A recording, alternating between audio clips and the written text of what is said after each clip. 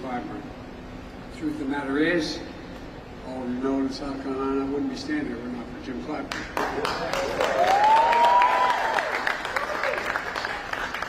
Jim has been one of the most consequential leaders in South Carolina history, in my view. He's tough, he's loyal, he's principled, and he let me, I want to tell you something. If he has your back, he always has your back. And Jim is good to be back in your home with you and your daughter. And look, former Mayor Steve Benjamin couldn't be here today, and you all remember Steve as your mayor, because he's traveling with his family. It's great to have him here, have him part of our team. But his mom and dad are here. By the way, if you have seats, sit down. I'm sorry. I once said, everybody take a seat, and there were no seats. I said, Biden's so stupid, he didn't know there were no seats. Anyway, also want to thank the leadership of Enphase and Flex for hosting this. You know, I'm here to talk about what we're doing to invest in America. And I mean invest in America, all of America, starting here in South Carolina. I'm going to talk about the progress we made in building an economy from the middle out and the bottom up, not trickling down. When you build from the middle out and the bottom up, everybody does well. The wealthy still do very well. But that trickle-down economy, not a whole lot dropped in my dad's kitchen table growing up. It's all part of an economic vision for this country. I came to office determined, to the point that some of my own team thought I was too determined, to change the economic direction of this country, to move trickle-down economics and get rid of it for everyone, from the Wall Street Journal, the Financial Times, called the program Bidenomics. I'm not sure they meant it as a compliment at the time. Our plan is working. And one of the things I'm proudest of is working everywhere, not just in the coast and big cities like previous recoveries. This time investment is working in factories being built, jobs being created, happening in rural America, the heartland, all across America. In communities that have been left out and hollowed out. This is what it looks like across the country. Over 13 million new jobs since I've been elected to office. More jobs than any president's ever created in the first 2 years. Nearly 800,000 manufacturing jobs, including 14,000 in this state alone. This state alone. And again, that's more in 2 years than was created in 4 years of any other administration. Unemployment been below 4% for the longest time in 50 years. Inflation is less than half of what it was a year ago, and we're continuing to work on it. You know, I know we have more to do. Bringing down inflation remains one of my top priorities. Job satisfaction nationally is at a 36-year high. The share of working-age Americans in the workforce is as high as it's been in 30 years. Remember they used to say, Biden spent all this money to keep people from working? People are off the sidelines. 20 years high. Higher than every single one of my predecessors. And to pay for low-wage workers, the pay for low-wage workers, has grown at the fastest pace in 2 decades. And folks, it's no accident. It's Bidenomics in action. Trickle-down economics has failed the country for decades. It means slashing public investment on things that helped America lead the world in innovation. You know, we used to invest 2% of our entire gross domestic product in research and development. You know what it is now? 0.7%. We used to be ranked #1 in the world in research and development. Know where we're ranked now? #9. China's #8 a decade ago, and now China's #2. And other countries are closing in fast. This is the United States of America, for God's sake. We used to have the best infrastructure in the world, rated #1. Now we're rated #13 in the world in infrastructure. How can you have the best economy in the world and not have the best infrastructure in the world? Under my predecessor, Infrastructure Week became a punchline. Every month. Anyway, I won't get into it. On my watch, we're making infrastructure a decade headline. A decade. Yesterday, we announced that since I took office, we've attracted $500 billion, $497 billion in private investment in American manufacturing. both here and around the world. It's historic. And it's Bidenomics in action. Instead of exporting jobs to cheaper labor costs, what we did for decades, we're creating jobs here and exporting American product. Product, not jobs. That's the story here in South Carolina. Earlier, we heard the leadership of Enphase say that $60 million they're investing here. Well, that's 1,800 jobs across the country, and up 600 permanent jobs right here in South Carolina. All a direct result of the so-called Inflation Reduction Act we wrote and passed. Well, that's largely in the past, where so much money is coming in to make all this happen. By the way, parenthetically, I want you to hear about the deficit. I cut the deficit $1.7 trillion in 2 years. Nobody's ever done that. Cut the debt 1.7. It generates income. It generates growth. Enphase first commercialized the component that converts solar energy into electricity. All that solar energy doesn't do a whole lot of good if you can't do it and convert it into electricity. It's called, they invented a thing called a solar microinverter. Jobs that used to go to Mexico, India, Romania, and China are now coming home to South Carolina. Now Enphase is partnering with Flex to make these parts here in South Carolina. And today, they're shipping their first microinverters made in America.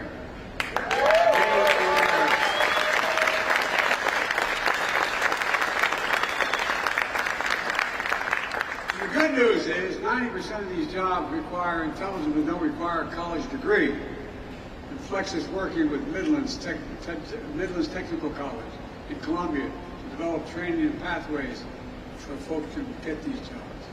Since I took office, we've seen over 60 domestic manufacturing announcements all across the solar supply chain. One of the biggest is in Dalton, Georgia. You may find it hard to believe, but that's Marjorie Taylor Greene's district.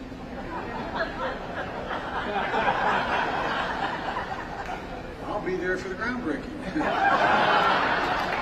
Look, just today the Department of Energy announced new incentives for companies to bring solar power manufacturing back to our shores. We're in a real race. China's ahead of us. This is another step in helping us meet the goal of 100% clean, renewable energy electricity by 2035. By 2035, all electricity in America is going to be generated by clean energy. That's a big deal. It's saving billions of tons going into the air, pollution. We see the same story in semiconductors. Those small little computer chips the size of the tip of your finger that affect nearly everything in our lives, from your cell phone, to automobiles, to refrigerators, to the most sophisticated weapon system. They need these. And guess what? America invented these chips. We're the ones that invented them. We sophisticated those chips. We made them what they are. But over time, we went from producing nearly 40% of the world's chips down to less than 10%. That's why we designed and I signed the Chips and Science Act. All these names don't mean much until you know what they produce. Because I knew we had to reclaim America's leadership. Now, all over the country, semiconductor companies are investing a record hundreds of billions of dollars to bring chip production back home in Ohio, New York, Arizona, all across the, like outside Columbus, Ohio. Intel is investing in 1,000 acres outside of Ohio, $20 billion. $20 billion. It's going to take 7,000 people to build the two, they call them fabs, factories, and it's going to take 5,000 permanent workers. Near Syracuse, Micron is investing up to $100 billion over the next 20 years, beginning now. In Phoenix, Arizona, TSMC is investing $40 billion, producing thousands of good-paying jobs. As I said, for example, in Ohio, those 7,000 jobs building the facility are going to generate economic growth in that entire region outside of Columbus, because they're generating, they bring along, you need stores, you need drugstores, you need a lot of things to maintain those jobs. And we're also seeing 3,000 jobs, those 3,000 jobs working in the fabs can make $100,000 a year That's the average salary. And you don't need a college degree.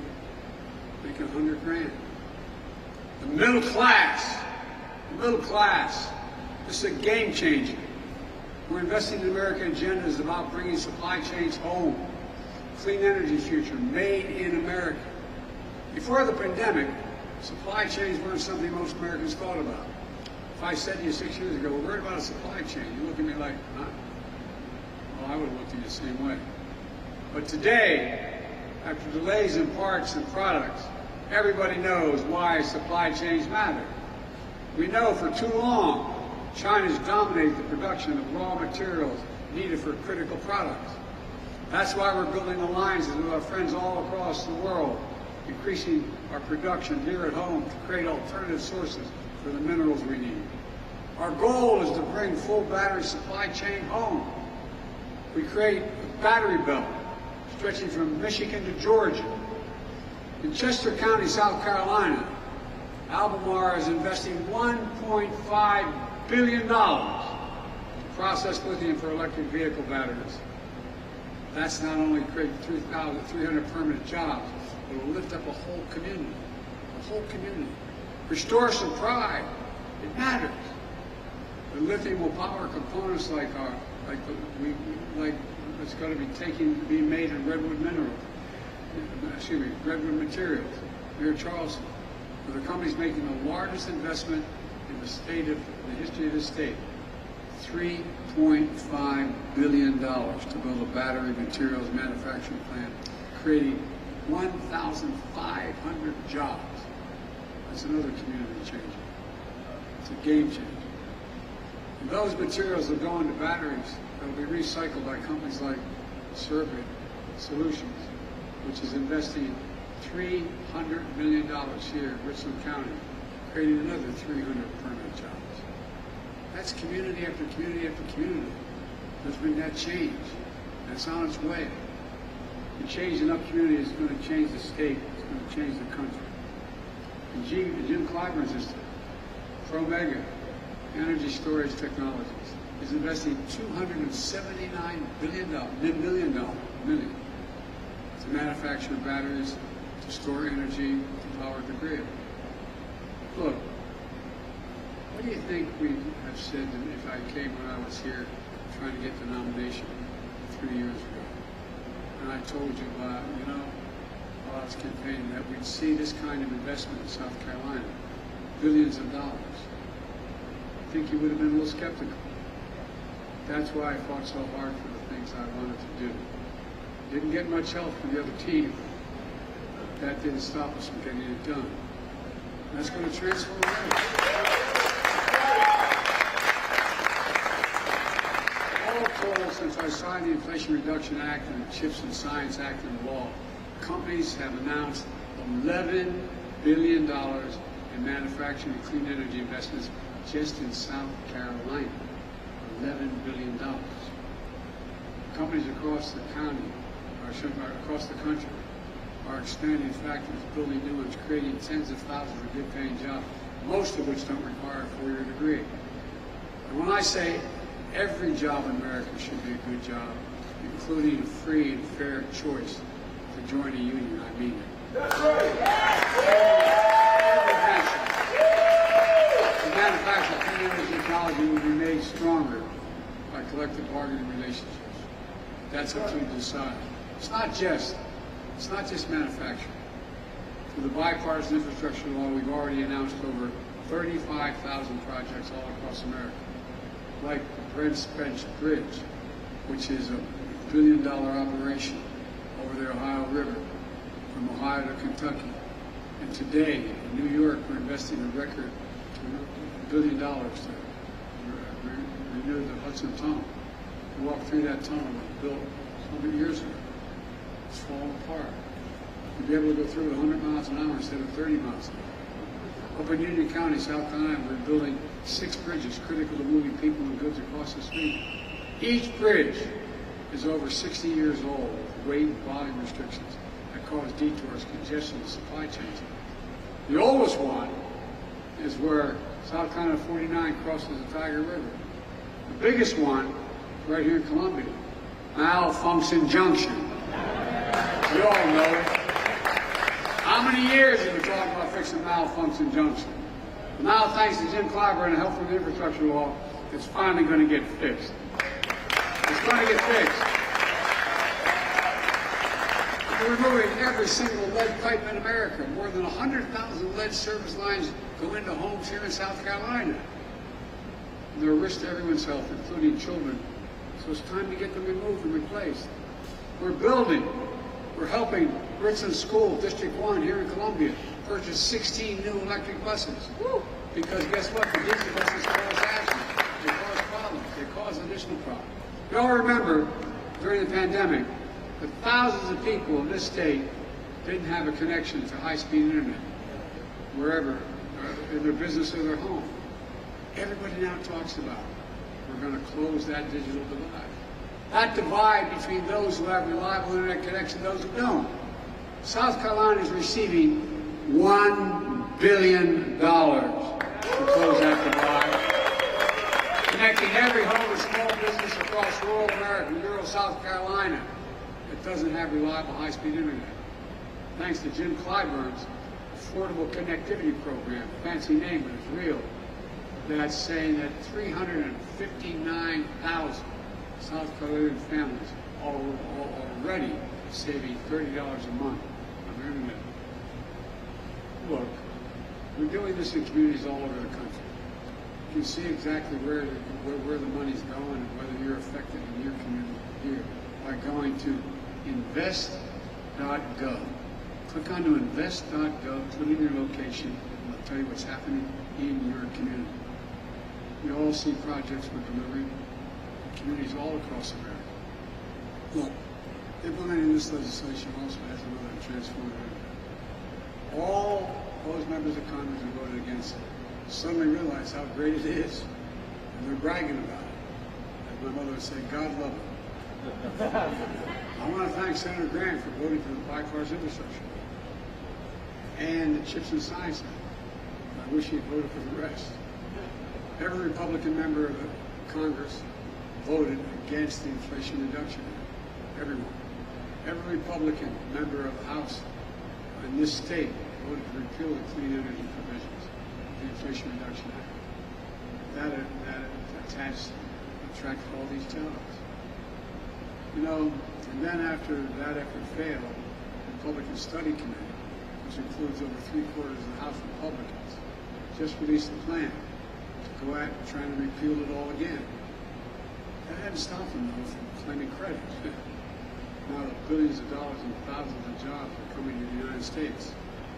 It's not unusual. The distinguished senator from the state of Alabama, former coach of the university, strongly opposed the bipartisan infrastructure bill. Is now hailing its passage. He said, quote, "Great to see Alabama receive critical funds to boost ongoing broadband efforts." Yeah, it's great. That's all right, because I'm one of those guys that believe in conversion. Look, folks, on a very serious note, when I ran, when I got elected, when I proposed these pieces of legislation, I made a commitment that I'd be present for all Americans, whether they're elected officials, voted for the events or not, all Americans, wherever you voted for there or not. And I've kept my promise. In fact, some analysis have said that the laws I've signed are going to do more to help red America than blue America. That's okay with me, because we're all Americans. Because my view is, wherever the need is most, that's the place we should be helping. And that's what we're doing. Because the way I look at it, the progress we're making is good for all Americans, all Americans. Let me close with this. I'm not here to declare victory on the economy. I'm here to say we have a plan that's turning things around quickly, but we have a lot more work to do. When I came to office, we had a fundamental decision to make. Would we continue down the trickle-down economic path, a policy that's failed us time and again, that grew inequality, that saw jobs shipped overseas, towns hollowed out? When I ran, I promised we would not continue down the trickle-down path. But here's the simple truth about trickle-down economics. It represented a moment when we walked away from how this country was built. Bidenomics is just another way of saying restoring the American dream. 40 years of trickle-down limited the dream for those at the top. But I believe that every American willing to work hard should be able to get a good job, no matter where they live, in the heartland, in small towns, in every part of the country. To raise their kids with a good paycheck, keep their roots where they grew up. That's the American dream.